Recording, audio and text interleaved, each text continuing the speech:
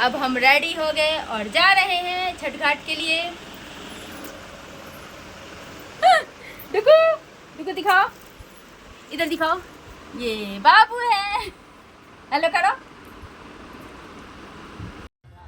Hey guys, finally हम छठ घाट पे पहुंच गए और मेरा इतना लंबा घूंघट, क्योंकि ससुराल है और ससुराल में मैं इतना लंबा घूंघट करती हूँ, मतलब बाहर जाने पे करती ही हूँ।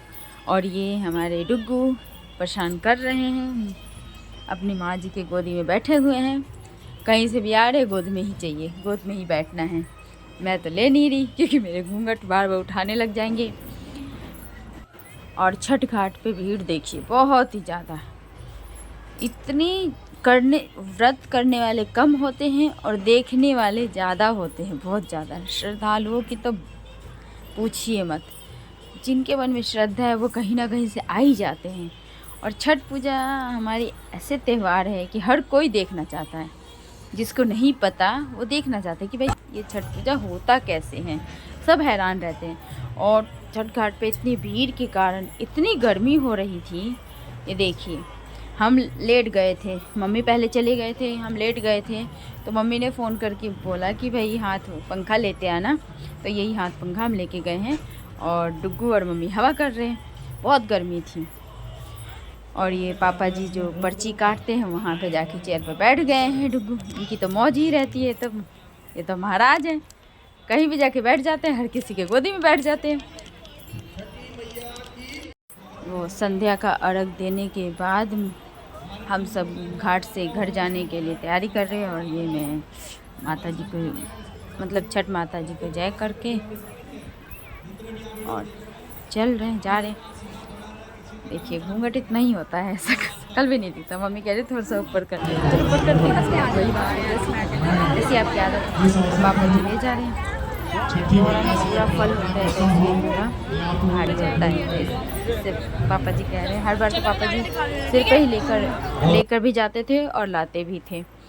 पर इस बार पापा जी को थोड़ा सा गर्दन में पेन था, तो इस वजह से हमने ऑटो बुक किया था और ऑटो से लेके आए।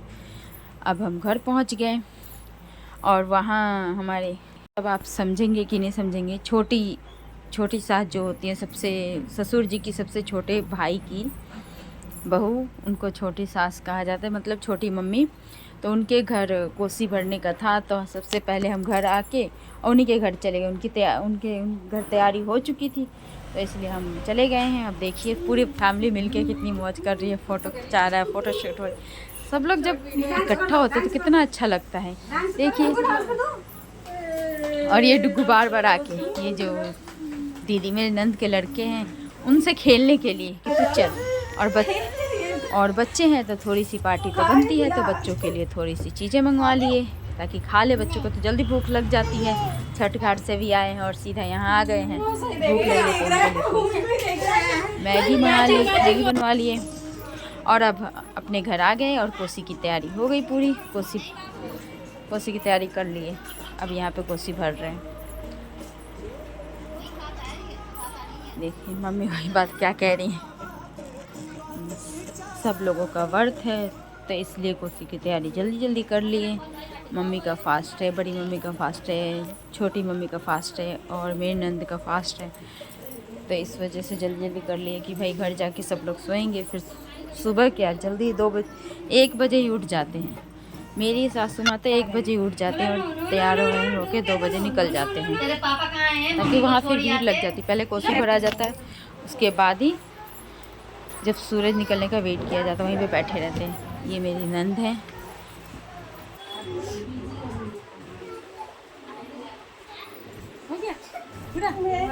चलिए, बहुत ही अच्छा। अब ये कोसी भर गए, अब सारे उठा रहे हैं।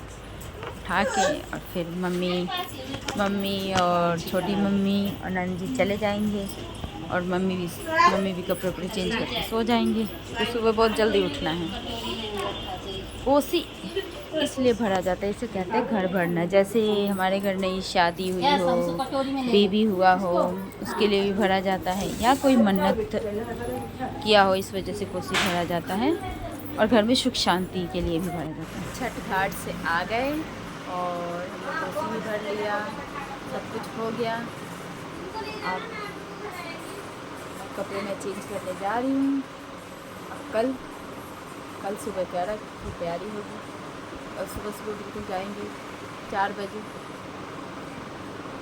तो इस वीडियो को मैं यहीं एंड करती हूँ। पता है, इस वीडियो को लाइक करिए, शेयर करिए, सब्सक्राइब करिए और फुल सपोर्ट। लव।